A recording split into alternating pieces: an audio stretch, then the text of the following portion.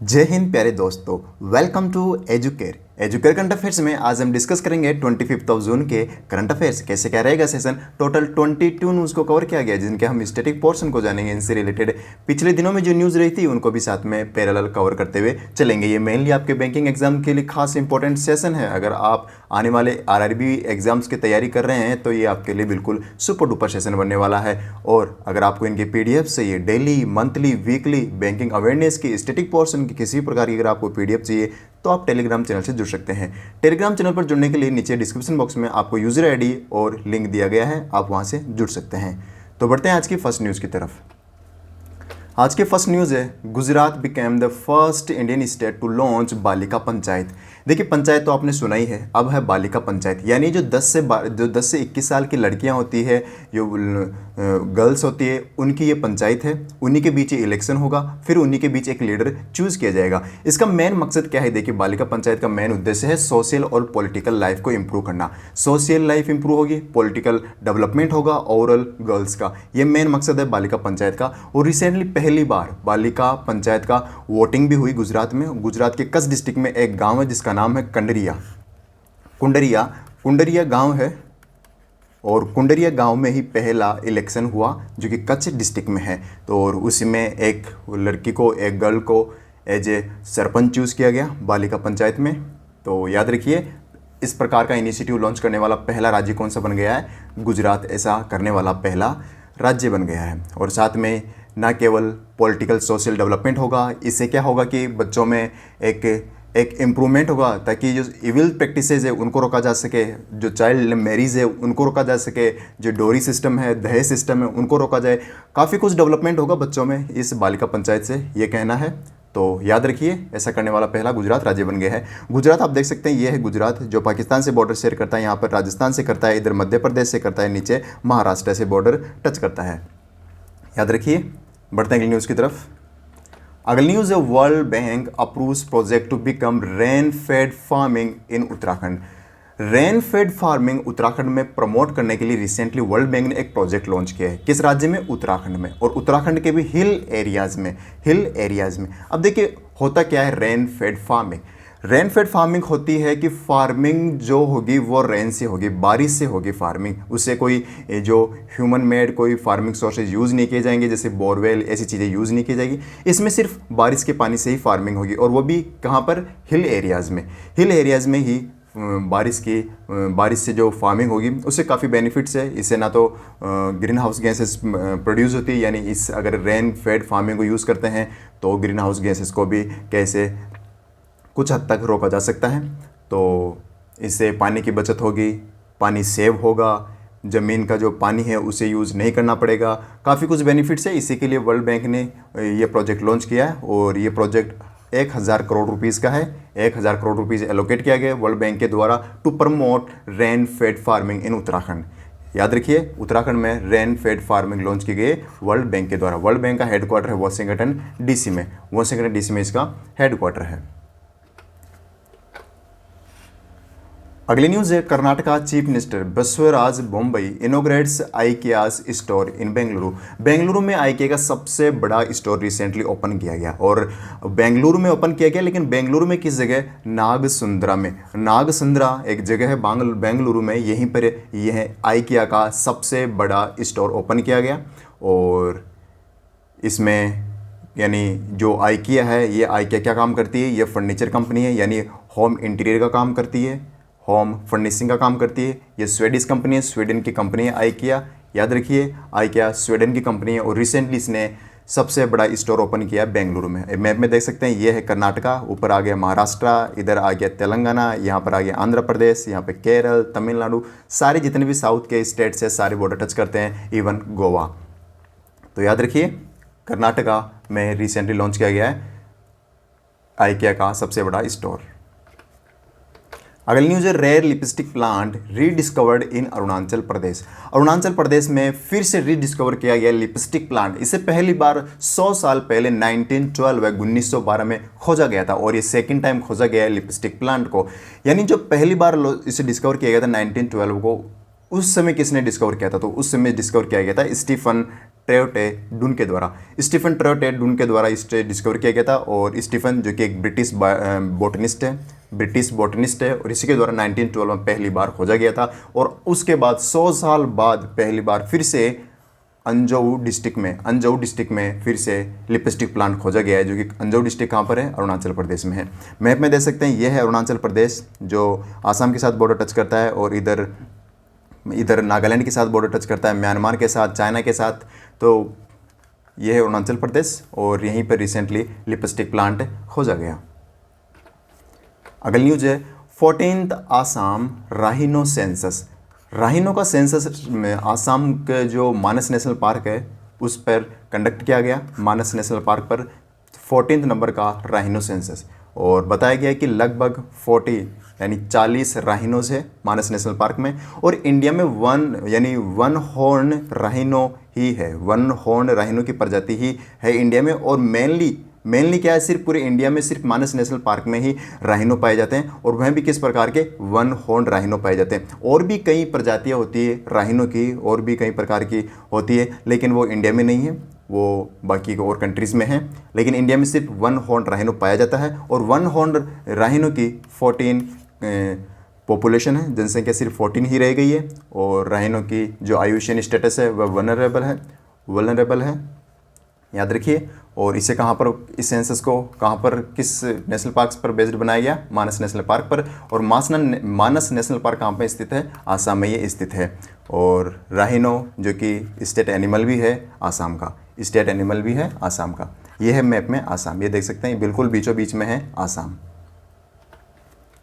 अगली न्यूज है द सुरक्षा मित्र प्रोजेक्ट है become the operational in the state of Kerala में रिसेंटली सुरक्षा मित्र प्रोजेक्ट लॉन्च किया गया। सुरक्षा मित्र प्रोजेक्ट है क्या? इस सिंपल भाषा में समझने की कोशिश करते हैं। सिंपल में इसमें सुरक्षा मित्र प्रोजेक्ट में क्या होगा, जैसे कोई कार है, कार में एक सिस्टम लगाया जाएगा जिसका नाम है व्हीकल लोकेशन ट्रैकिंग डिवाइस। और ट्रैकिंग डिवाइस क्या करेगा, जैसे कि गाड़ी का ओनर है, गाड़ी का ओनर का ड्राइवर गाड़ी चला रहा है, कार चला रहा है, या ओनर्स नहीं, कोई घर का मेंबर चला रहा है, कोई भी इसे चला रहा है, और अगर आगे किसी रोड पर कहीं पर कोई एक्सीडेंट हो जाता है, या फिर इस प्रकार का एक गाड़ी के साथ इस प्रकार का इवेंट हो जाता है कि उससे कहीं ना कहीं गाड़ी या गाड़ी का ड्राइवर खतरे में होता है, तो इस चीज़ को अलर्ट भेज देगा ये गाड़ी के ओनर को, कार के ओनर को ये अलर्ट भेज देगा कि गाड़ी में कुछ न कुछ हो रहा है, यानी इमरजेंसी है गाड़ी के लिए। तो ये अलर्ट कर देगा, मोबाइल फ़ोन में SMS दे देगा, ईमेल कर देगा, और भी जितने भी मोबाइल नंबर इसमें जुड़े होंगे सभी पर ये SMS अलर्ट सेंड कर देगा। और जो अलर्ट मैसेज सेंड करेगा उसे बोला जाएगा डिस्ट्रेस मैसेज, तो याद रखिए।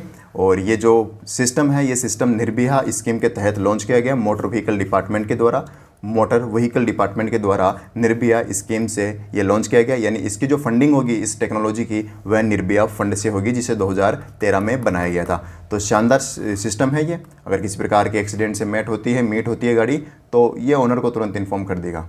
तो याद रखिए, ये सुरक्षा मित्र प्रोजेक्ट किस राज्य ने ऑपरेशनलाइज किया है? तो केरला ने इसे ऑपरेशनलाइज किया है।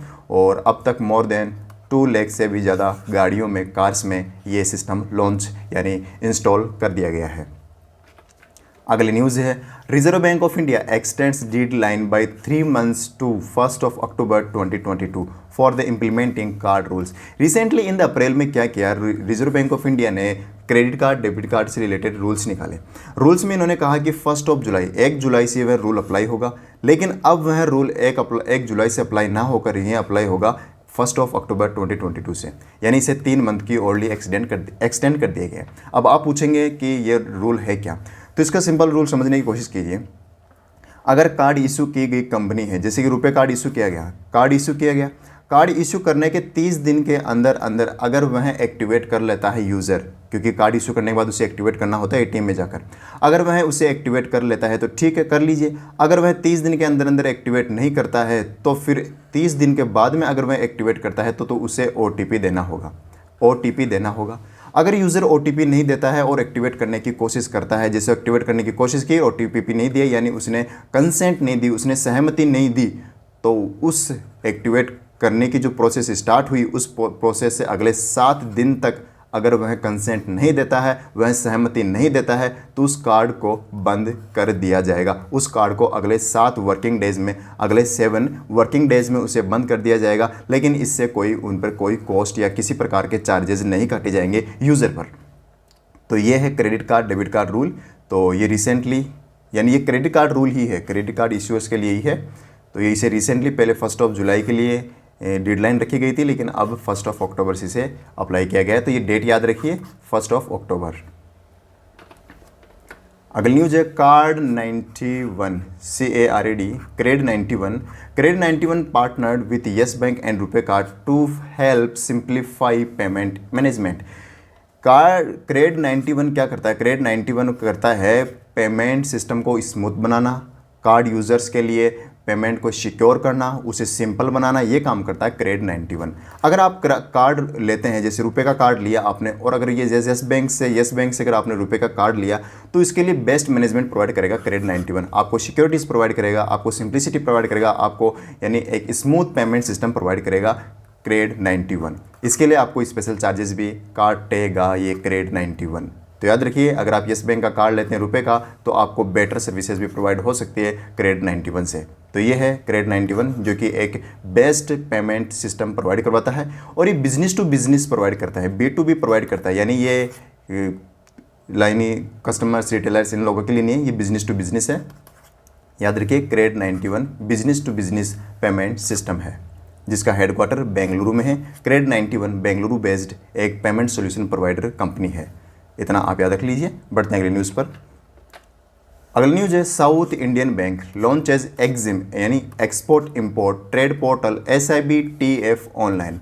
एग्जाम में ये प्रश्न पूछा जाएगा कि TF online platform recently export import के लिए किस बैंक ने लॉन्च किया? तो फिर आंसर होगा साउथ इंडियन बैंक। आपको SIB नहीं पूछा जाएगा, SIB से हर कोई गेस कर लेगा साउथ इंडियन बैंक।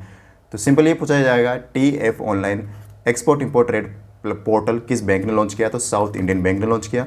इसका मकसद यह है कि आप घर बैठे अगर आप एक्सपोर्ट कर रहे हैं, इंपोर्ट कर रहे हैं, तो आपको पेमेंट सॉल्यूशन प्रोवाइड करना है। यानी अगर आप एक्सपोर्ट कर रहे हैं तो आपको पेमेंट लेना है, इंपोर्ट कर रहे हैं तो पेमेंट पे करना है। इस चीज़ के लिए आप घर बैठे ही इस पोर्टल से पेमेंट कर सकते हैं। आप अपने नेसेसरी डॉक्यूमेंट्स अपलोड कीजिए, अपनी इन्फॉर्मेशन अपलोड कीजिए, और आप अपना पेमेंट कर दीजिए साउथ इंडियन बैंक के, अगर आप कस्टमर है तो इस पोर्टल से। तो ये है एक्सपोर्ट इंपोर्ट ट्रेड पोर्टल, और इसे रिसेंटली साउथ इंडियन बैंक ने लॉन्च किया है। साउथ इंडियन बैंक की बात करें तो इसका हेडक्वार्टर त्रिशूर में, और त्रिशूर कहाँ पर है? केरला में है। और एक्सपीरियंस नेक्स्ट जनरेशन बैंकिंग इसकी टैगलाइन है। एक्सपीरियंस नेक्स्ट जनरेशन टैगलाइन इसकी टैगलाइन है। नेक्स्ट क्वेश्चन है फेरियो partners with Equitas small finance bank to launch digital saving account. फेरियो जो कि एक नियो बैंकिंग है, और नियो बैंकिंग क्या होता है, मैंने कई बार आपको बता दिया है कि नियो बैंकिंग ऐसा बैंक होता है जिसकी फिजिकल कोई ब्रांचेस नहीं होती है। ये सब कुछ ऑनलाइन ही आर्टिफिशियल इंटेलिजेंस पर बेस्ड काम करता है। ये होता है नियो बैंकिंग, और नियो बैंकिंग है फेरियो। और फेरियो ने रिसेंटली इक्विटा स्मॉल फाइनेंस के साथ MOU साइन किया। अब फेरियो डिजिटल सेविंग अकाउंट ओपन करवाना चाहता है अपने कस्टमर्स के साथ, लेकिन समस्या ये है कि इसके लिए इसको एक बैंक की आवश्यकता होगी, तभी ये सेविंग अकाउंट ओपन करवा सकता है। इसलिए फेरियो ने रिसेंटली इक्विटा स्मॉल फाइनेंस बैंक के साथ MOU साइन कर लिया है। अब अगर आप फेरियो के न्यू बैंकिंग के कस्टमर हैं और आप सेविंग अकाउंट ओपन करना चाहते हैं, तो अब आप ओपन कर सकते हैं। आप फेरियो में अपना सेविंग अकाउंट ओपन कर सकते हैं। तो ये है, और ये एक स्मार्ट सेविंग अकाउंट होगा जिसे रिसेंटली फेरियो ने लॉन्च किया है। फेरियो की बात करें तो ये बेंगलुरु बेस्ड एक नियो बैंकिंग है, और ये जो सुविधा है डिजिटल सेविंग अकाउंट की, ये इसके एप्लीकेशन पर अवेलेबल होगी, जिसका नाम है फेरियो सेव। फेरियो सेव इस एप्लीकेशन में ये सुविधा है। यहीं पर ये आपको डिजिटल सेविंग अकाउंट की फैसिलिटीज़ मिलेगी। इसका टारगेट है 1 मिलियन यानी 10 लाख कस्टमर्स को ऐड करना टू द नेक्स्ट 10 मंथ्स। अगले 10 महीनों में 10 लाख कस्टमर्स को ऐड करना इसका पर्पज़ है फेरियो का। फेरियो की अगर और बात करें तो फेरियो एक क्रेडिट यानी उधारी देने का काम करता है। एक क्रेडिट लेड नियो बैंकिंग है, जिसका पहले नाम था मनी ट्रैप, जो कि 2016 में लॉन्च हुआ था। 2016 में याद रखिए, इक्विटा स्मॉल फाइनेंस बैंक, इसका हेडक्वार्टर कहाँ पर है? चेन्नई में इसका हेडक्वार्टर है। Max Life partners with Policybazaar to launch life insurance saving plan. Life insurance, life का भी इंश्योरेंस होगा प्लस सेविंग प्लान्स भी होगा। तो लाइफ इंश्योरेंस सेविंग प्लान किसने लॉन्च किया? Max Life partners, max life ने। और किसके साथ पार्टनरशिप करके? पॉलिसी बाजार के साथ। और ये एक short term individual life insurance plan है। इससे आप अपना लाइफ इंश्योरेंस भी करवा सकते हैं, सेविंग भी होगी, यानी आपको इंश्योरेंस के साथ में आपको इंटरेस्ट रेट भी मिलता रहेगा। और इंश्योरेंस तो है ही, फिर लास्ट में जैसे मैच्योरिटी 5 साल का जिसका टेन्योर है पॉलिसी का ये ख़त्म होता है, आपको वह पेमेंट मिल जाएगा, आपकी वह सेविंग आपको मिल जाएगी। और इस सेविंग का जो नाम रखा गया उसका नाम है, उस प्लान का नाम है Max life smart fixed return digital plan. और इसी प्लान में यह इस प्रकार की सुविधा आपको देखने को मिलेगी। मैक्स लाइफ की बात करें तो इसका हेडक्वार्टर गुरुग्राम में है, जो कि हरियाणा में है। गुरुग्राम हरियाणा में इसका हेडक्वार्टर है। अगली न्यूज़ है DSB bank, development bank of Singapore India जो सब्सिडरी है, उसने रिसेंटली एक्वायर कर लिया है 9.9% स्टेक इन स्वाकर्म फाइनेंस। स्वाकर्म फाइनेंस में रिसेंटली DBS बैंक इंडिया ने 9.9% का स्टेक ले लिया है। DBS बैंक जो कि डेवलपमेंट बैंक ऑफ सिंगापुर है, यानी ये सिंगापुर का एक बैंक है और इंडिया में इसकी ब्रांच है जो कि कहाँ पर लोकेटेड है? मुंबई में है। और सिंगापुर में इसका हेडक्वार्टर है। स्वाकर्मा की बात करें तो स्वाकर्मा एक NBFC है, नॉन बैंकिंग फाइनेंशियल सोल्यूशन है। और ये माइक्रो एंटरप्राइजेस को सॉल्यूशन प्रोवाइड करता है, लोन, फाइनेंशियल सपोर्ट, कई प्रकार की सुविधा प्रोवाइड करता है टू द माइक्रो एंटरप्राइजेस। अच्छा, ये स्मॉल, माइक्रो, मीडियम, ये एंटरप्राइजेस क्या होती है? एग्जाम में 1 नंबर का प्रश्न पूछा जाता है बैंकिंग एग्जाम्स में। तो ये चीज़ें क्या होती है, ये मैं आपको एक बैंकिंग अवेयरनेस की क्लास में आने वाले 1 से 2 दिन में बताऊँगा, पूरी डिटेल में समझाऊँगा क्या होती है स्मॉल, मीडियम, माइक्रो एंटरप्राइजेस। तो इस चैनल को आपने सब्सक्राइब नहीं किया तो आप इसे सब्सक्राइब कर लीजिए ताकि आपको आने वाला हर अपडेट आपको मिलता रहे। तो बढ़ते हैं आगे न्यूज़ की तरफ। अगली न्यूज़ है south Korea launches it's first home grown rocket Noori. Exam में डायरेक्ट पर्सन यही पूछा जाएगा कि नूरी किसका रॉकेट है, तो आंसर करके आना साउथ कोरिया का। साउथ कोरिया का है और इसे कहाँ से लॉन्च किया गया? कोरिया सैटेलाइट लॉन्च व्हीकल 2 से इसे लॉन्च किया गया, जो कहाँ पर स्थित है? ये नारो स्पेस सेंटर में स्थित है। और नारो स्पेस सेंटर कहाँ पर स्थित है? साउथ कोरिया के जियोलानाम डो प्रोविंस में। जियोलानाम डो प्रोविंस में स्थित है नारो स्पेस सेंटर। और नारो स्पेस सेंटर से ही एक vehicle rocket vehicle launch vehicle है जिसका नाम है Korea satellite launch vehicle 2 KSLV। यहीं से नूरी रॉकेट लॉन्च की गई, जो कि साउथ कोरिया की पहली इंडिजीनियसली यानी खुद की टेक्नोलॉजी से बनाई गई एक रॉकेट है। और ऐसा करने वाला 10वां देश बन गया है, 10th नेशन बन गया है इन द वर्ल्ड, जिसने अपनी खुद की टेक्नोलॉजी से रॉकेट बनाया है। याद रखिए, south Korea became the 10th nation. और साउथ कोरिया का एक और मिशन है कि चांद पर, मून पर ये अपना लूनर लैंड कराएगा। और ये कब कराएगा? 2031। डेडलाइन रखिए 2031 तक, 2031 तक ये अपना लूनर लैंड कराएगा टू द मून। अगली न्यूज़ है Mongolia's Khuvsgul lake national park. Khuvsgul national park added to the UNESCO's world network of biosphere reserve. Recently Khuvsgul lake पर स्थित है खुसगुल लेक नेशनल पार्क और इसी को UNESCO world network biosphere reserve यानी इसकी लिस्ट में ऐड कर दिया गया है। और एग्जाम में डायरेक्ट प्रश्न यही पूछा जाएगा कि खुसगुल लेक नेशनल पार्क किस देश में स्थित है, तो आंसर करके आना मंगोलिया। और ये मंगोलिया के एक प्रोविंस है और जिसका नाम भी खुसगुल प्रोविंस ही है। उस खुसगुल प्रोविंस में ये स्थित है। और ये खुसगुल प्रोविंस यानी बिल्कुल जो रसिया है उसके बॉर्डर टच करता है और इसी बॉर्डर पर स्थित है ये खुसगुल लेक नेशनल पार्क। इसी पे स्थित है, यानी रसिया की बॉर्डर पर स्थित है और है लेकिन मंगोलिया में, याद रखिए। और मंगोलिया का जो 70% फ्रेश वाटर है वह इसी लेक से होता है। ये लेक बिल्कुल फ्रेश वाटर है। मंगोलिया का टोटल 70% फ्रेश वाटर खुसगुल लेक में है। और अगर पूरे वर्ल्ड की बात करें तो 0.4% ये फ्रेश वाटर इस लेक में है, खुसगुल लेक में। तो सुपर इम्पोर्टेंट क्वेश्चन है, न्यूज़ है कि खुसगुल लेक को recently UNESCO network of biosphere reserve में ऐड कर दिया गया है। यूनेस्को की बात करें तो इसका हेडक्वार्टर पेरिस में है। अगली न्यूज़ पर बढ़ते हैं। अगली न्यूज़ है Thailand is the first Asian country that has legalised cultivation and processing marijuana, या इसे बोलते हैं कैनेबीज या गांजा, हिंदी में गांजा भी कहते हैं।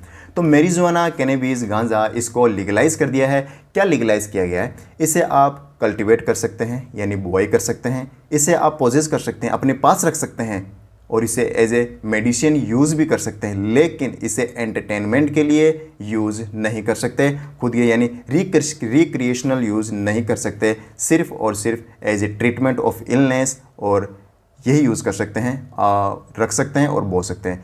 तो ये ऐसा करने वाला पहला एशियन कंट्री बन गया थाईलैंड। लेकिन अगर पूरी दुनिया की बात करें तो पहला ऐसा कौन सा देश था जिसने लीगलाइज किया था कल्टीवेशन एंड प्रोसेसिंग, तो आंसर बनेगा उरुग्वे।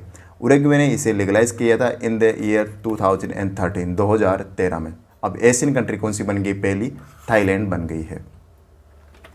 अगली न्यूज़ है child artist in India report. Child artist in India report released by the child right and you. Child rights and you एक एनजीओ है जिसका हेडक्वार्टर न्यू दिल्ली में है। इसने एक रिपोर्ट रिलीज़ की, रिपोर्ट का नाम है child artist in India report. इसमें बताया गया कि जो चाइल्ड आर्टिस्ट है इन इंडिया में इनकी क्या कंडीशन है। तो कंडीशन समझने की कोशिश कीजिएगा।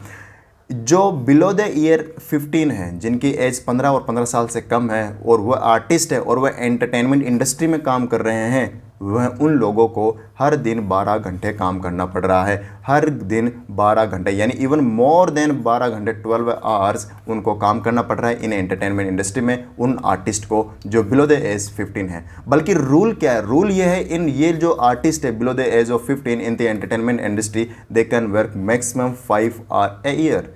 मैक्सिमम 5 साल का 5 घंटे काम कर सकते हैं, लेकिन इवन मोर देन 2 टाइम्स उनको काम करना पड़ रहा है।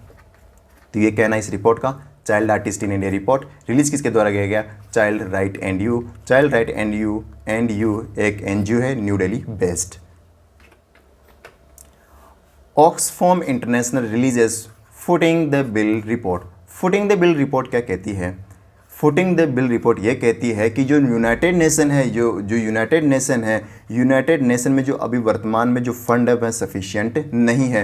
यूनाइटेड नेशन का जो वर्तमान में जो फंड है वह सफिशिएंट नहीं है। इसका कहना है कि जो 20 साल पहले जितना फंड यूज़ होता था यूनाइटेड नेशन में, उसका 8 गुना रिक्वायर है अभी वर्तमान में। अगर जो यूनेस्को के टारगेट्स है अगर उनको कंप्लीट करना है, जैसे पुअर्टी को कम करना है, एजुकेशन बढ़ानी है, अगर ये सारी चीज़ें करनी है तो 20 साल पहले जो यूनाइटेड नेशन का जो फंड था, जो फाइनेंशियल सपोर्ट था, जो देशों के द्वारा, क्योंकि यूनाइटेड नेशन के पास तो कोई अर्निंग नहीं है, कंट्री से सपोर्ट मिलता है, उन कंट्रीज़ को 8 गुना सपोर्ट बढ़ाना होगा यूनाइटेड नेशन को, तब जाकर यूनाइटेड नेशन के टारगेट्स पूरे होंगे। तो ये कहना है ऑक्सफैम इंटरनेशनल के द्वारा अपनी report footing the bill report में।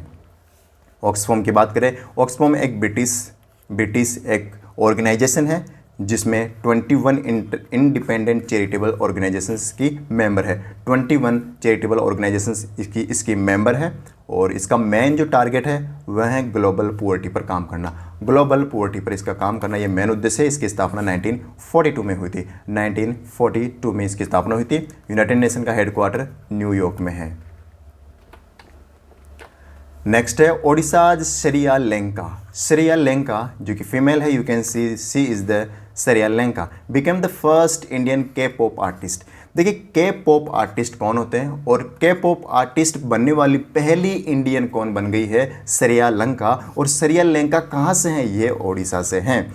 अब के पॉप आर्टिस्ट वह होते हैं, देखिए के पॉप आर्टिस्ट में एक होता है के पॉप आइडल्स। के पॉप आइडल्स में जो इंटरनेशनल लेवल पर जितने भी एंटरटेनमेंट की कंपनीज़ है उन कंपनीज़ का एक ग्रुप है के पॉप आइडल्स। और ये कंपनीज़ क्या करती है, पूरे देश भर में जितने भी टैलेंटेड यंगर ऑडियंसेस है, यानी टैलेंटेड आर्टिस्ट है, चाहे वह सिंगर हो, चाहे रैपिंग हो, चाहे रैपर हो, चाहे फिर डांसर हो, इन 3 कैटेगरीज में टैलेंटेड ऑडियंस को उठाती है, उन टैलेंटेड रिकॉग्नाइज करती है और उन्हें और यानी कह सकते हैं उनको प्रमोट करती है आगे।